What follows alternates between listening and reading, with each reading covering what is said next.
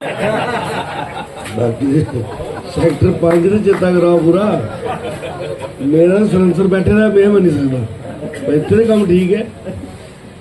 भारत माता की, भारत माता की। आज रूटीन की तरह सुबह की शुरुआत फिर समाज के प्रबुद्ध नागरिक जनों के साथ।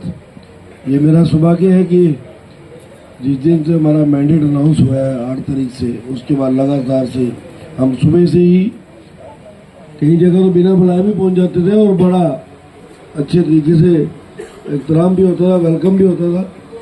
पर रूटीन यही रही कि सुबह 6:30-7 बजे किसी न किसी पार्क में, जहां हमारे प्रमुख नागरिक सुबह सैर के जरिए से आते थे, तो उनसे 1 to 1 मुलाकात हो जाती थी और सुबह आधे पौने घंटे में एक अच्छी हेल्दी डिस्कशन और एक जैसे रिलेशंस को रिवाइव करने वाली बात होती है। कोई 2 साल के बाद दिख रहा है, कोई 5 साल के बाद दिख रहा है, तो कम से कम मेरा ये सौभाग्य है कि मुझे इस कॉन्स्टिट्यूंसी में ये सुनने को नहीं मिल रहा कि ये कहाँ से आया, ये कौन है।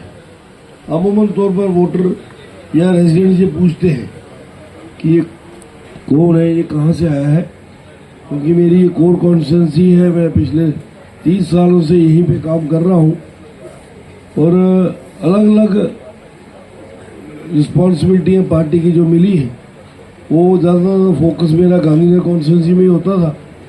अब क्योंकि गांधीनगर से हटकर ये बहु कॉन्स्टिट्यूंसी बन चुकी है, तो छन्नी के तो तकरीबन हर सेक्टर में जाना हुआ है। ये 5 वाला ही थोड़ा सा हमारा बैकलॉग बचा हुआ था, तो पहले सोचते थे कि डोर टू डोर करके आते हैं, फिर अल्टीमेटली अमित जी ने अप्रोच किया कि नहीं आप सुबह आइए, मैं सबको एक जगह बुलाऊंगा, तो एक बार 1 to 1 इंटरेक्शन हो जाएगी। मित्रों, कुलवीर जी ने कुछ बातें आपके नोटिस में लाई हैं। वैसे तो चुनाव हर 5 साल के बाद होता है, लोकसभा का भी होता है, जम्मू कश्मीर में असेंबली का चुनाव 10 साल के बाद हो रहा है और चुनाव बड़ी विशेष परिस्थितियों में हो रहा है। हम सब एक एलाइट क्रीम का हिस्सा है, सोशली हम लोग हर पहलू से जुड़े हुए हैं। मेरे से ज़्यादा आप लोगों की जानकारी है हर दृष्टिकोण से, लेकिन राजनीतिक पहलू से अगर आप सोचेंगे तो ये चुनाव अब उस इलेक्शन में जा रहा है जहां पहली बार देश की आज़ादी के बाद, जम्मू कश्मीर का भारत में विलय होने के बाद ये पहली बार पावर सेंटर जम्मू के पास आने के संकेत हो रहे हैं। आपको पता है, खास करके मेरे ये बुजुर्ग बैठे हैं, कि पहले हमेशा पावर सेंटर कश्मीर के पास रहा है और उसका पहला सबसे बड़ा कारण होता था सीटों का एक बहुत बड़ा अंतर था। अब सीटों का अंतर कम हुआ है डिलिमिटेशन के बाद, हालांकि अभी भी इसमें बड़ा कुछ करने की जरूरत है। तो हमने तो कहा था कि 90 है, 45-45 करो तब बैलेंस बनेगा, ऐसे नहीं बनेगा। लेकिन मुझे लगता है कि अगली डिलिमिटेशन में सीटें कुछ बढ़ेंगी और फिर अगर ये सीटें बढ़ी तो जम्मू की जितनी होगी उतनी ही कश्मीर की होंगी, फिर ज़्यादा फर्क नहीं होगा। बट पहले होता क्या था कि कश्मीर पहले एक मुस्लिम कॉन्फ्रेंस, फिर वो बन गई नेशनल कॉन्फ्रेंस, तो एक शख्सियत राज, एक परिवार का राज चलता था। अल्टीमेटली उनको डेंट दिया उन्हीं के परिवार ने। 1986 में उन्हीं का बहनोई निकला, उसने पैनल पार्टी बनाई, सरकार भी गिराई, CM भी बना, फिर मुफ्ती साहब ने एक पार्टी बनाई। आज कश्मीर एक डिवाइडेड हाउस बन चुका है, मल्टीपल पार्टीज हैं और आप एक इंडिपेंडेंस का बहुत बड़ा फ्रेम वहाँ पे खड़ा हो गया है। फॉर्चुनेट फॉर जम्मू कह लो कि जम्मू में अभी मेन स्ट्रीम में बीजेपी या फिर अब कांग्रेस अब यहाँ पे नेशनल कॉन्फ्रेंस का रोल प्ले कर रही है। ये चीज़ हमें समझने की जरूरत है। ये पहला चुनाव होगा यहाँ कोई अपने आप को 140 साल पुरानी पॉलिटिकल पार्टी कहने वाली राजनीतिक दल किसी चुनाव में बिना मैनिफेस्टो के है। क्या आपने किसी ने कांग्रेस का मैनिफेस्टो सुना या पढ़ा कि कांग्रेस क्या मंसूबा लेके इन चुनावों में गई है? उन्होंने मैनिफेस्टो नहीं जारी किया। अल्टीमेटली वो डॉक्टर फारूक अब्दुल्ला और उमर अब्दुल्ला के मैनिफेस्टो को जम्मू में लागू करना चाहते हैं। सीटें हम जीत ले यहाँ से, वो दूसरे नेशनल कॉन्फ्रेंस जीते, फिर वही 2014 वाली तबाही जो है हम फिर मिलकर करेंगे। उन चीज़ों को रोकने के लिए जम्मू को एक मजबूत ताकत बन के आने की जरूरत है। ठीक है, कुछ गिले शिकवे हमारे साथ भी होंगे, हम नहीं कहते हमारे साथ नहीं होंगे, या फिर जो हमारे प्रेडिसेसर रहे उनके लिए होंगे, कारण कोई भी रहा होगा। ये चुनाव अब वो नाली गली मेरे गले मोहल्ले में सफाई की उधर ही नहीं आता है, हमारी पार्क की तरफ कोई ध्यान नहीं देता है, उन चीज़ों के साथ जुड़ा हुआ चुनाव नहीं है। अगर पावर सेंटर जम्मू में आया तो ये बनिहाल का ऊपर सेक्टर जो है ये घुटनों के बल चल के भी जम्मू के नियंत्रण में आ जाएगा। लेकिन इसको लाना कैसे? इसको लाने का रोल दिल्ली नहीं निभाएगा। पावर सेंटर को जम्मू में लाने का रोल जो है वो जम्मू नहीं निभाना है, और वो निभाना है वोट के माध्यम से।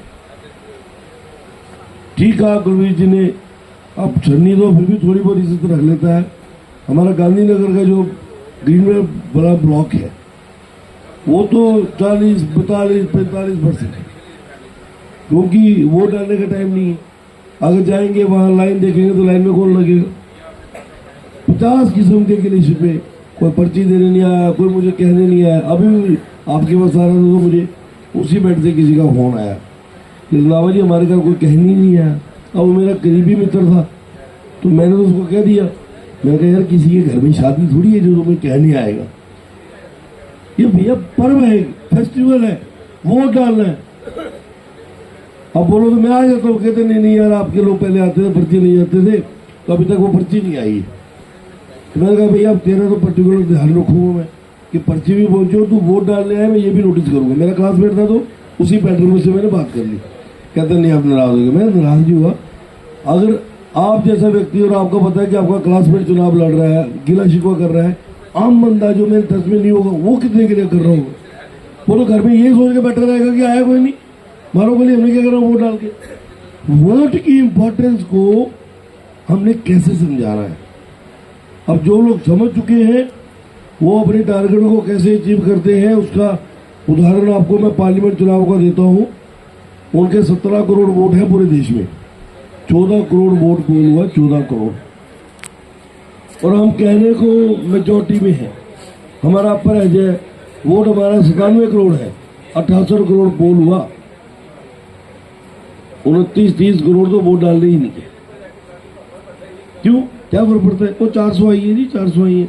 मोदी बड़ी है, पीएम मोदी कोई नो किसी पीएम बनी है तो वोट ही नहीं पाया बनना दूंगा। ये चीज थोड़े इलेक्टोरेट को एजुकेट करने की बड़ी जरूरत है। अब इस स्क्रीन को आके मैं मोदी जी की उपलब्धियां गिनाऊं, हमने क्या किया, फ्लाईओवर बना दिए, एम्स बना दिया, IMIT बना दिया, तो मुझे लगता है सूरज को दीपक दिखाने के समान होगा। मेरा आपसे एक ही निवेदन है कि हमारे पास दिन अभी एक ही बचा है, एक आज का है, कल का दिन ले लीजिए, परसों पोलिंग है। पोलिंग का तो कंट्रीब्यूट आप जरूर कीजिए, वो भी मैं चाहूँगा, लेकिन इन 2 दिनों में भी अभी जम्मू की 24 सीटों पे मतदान होना है पहली तारीख को। पूरे जम्मू प्रोविंस में जो सीटें बची हैं, 2 फेजेस में जिन सीटों पे हुआ है उनका सर्वे क्लियर बता रहा है कि बीजेपी वो सीटें जीत रही है।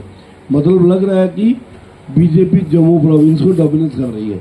जब जम्मू प्रोविंस को हम डोमिनेट करेंगे तो अल्टीमेटली पावर सेंटर जम्मू के पास आएगा। आपने इन 2 दिनों में जितना भी अपना सर्कल है, फ्रेंड सर्कल है, रिश्तेदारी है, सोशल में भी जितना है, अदर गॉसिपिंग के अलावा ये कन्विंस करना है कि वोट पहली तारीख को बीजेपी को डालना है।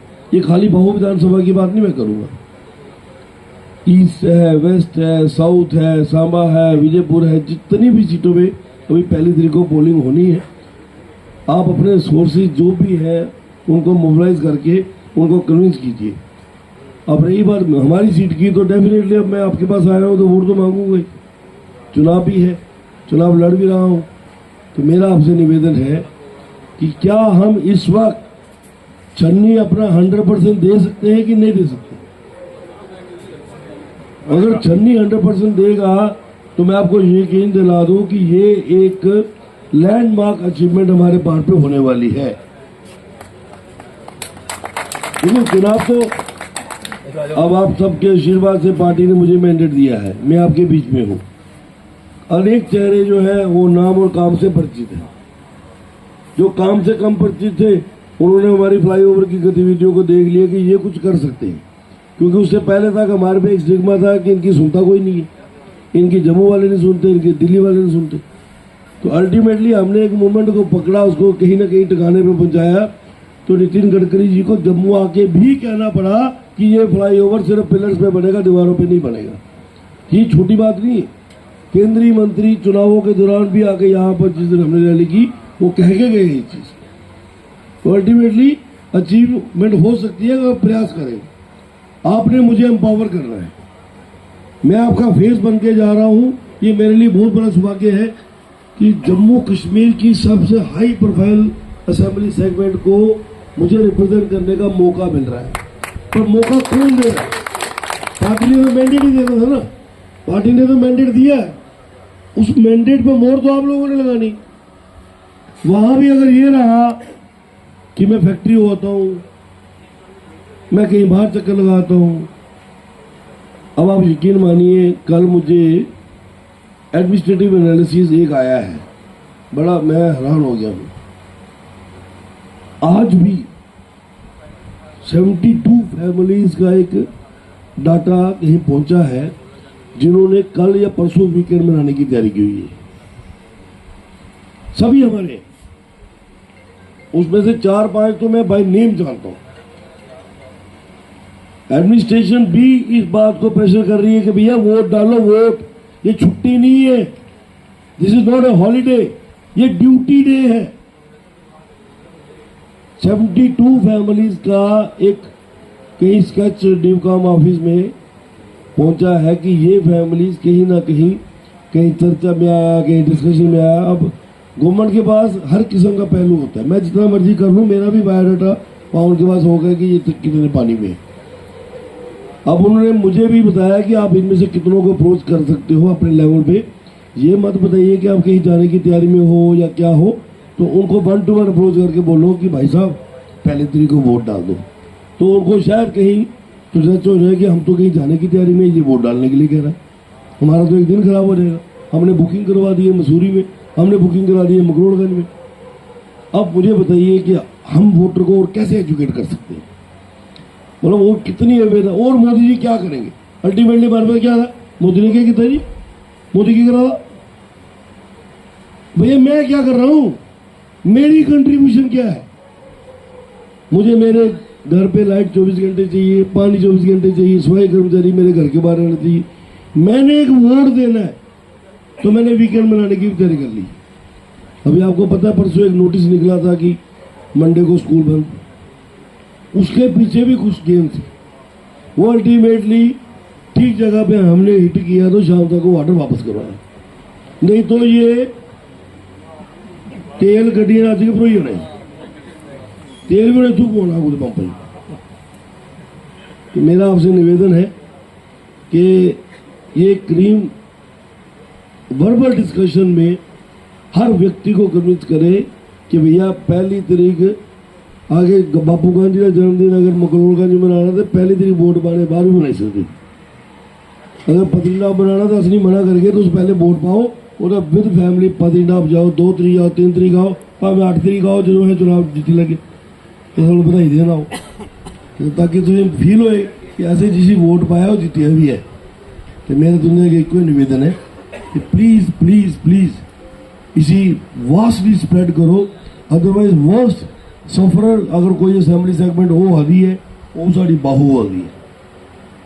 क्योंकि ज़्यादा वो वीकेंड का जो कल्चर है ना वो साड़ी ही स्क्रीन से, बाकी नवे शहरी बेचारे वीकेंड वो रही ना पिंडे से शहर का भी हूँ मता शहर तो इधर आई है। जिन्ना ज़्यादा असी कम्युनिकेट करके उन्ना ज़्यादा वोट पोल होएगा, और जिन्ना ज़्यादा पोल होएगा उन्ना ज़्यादा सारा विक्ट्री मार्जिन बढ़ी सकता। बाकी मैं थोड़े बिच का ही हाँ, थोड़े परिवारिक तौर पर अधिकतम तो मेरे पिताजी के कोलीग्स ने, फ्रेंड्स ने, और एक इंप्रेशन भी है कि नहीं दे कैन डिलीवर, ये काम कर सकते। तो अगर मेरे प्रति एक उम्मीद पॉजिटिव बनी दी है उसी से वोट कन्वर्ट कर जो। मेरा इको निवेदन है कि एक दिन तो 5 साल साढ़े तुझे एक दिन देना अपना, वो देख लो ईमानदारी के 5 साल तो सेवा कोई कमी नहीं आते आगे। जय हिंद, जय भारत।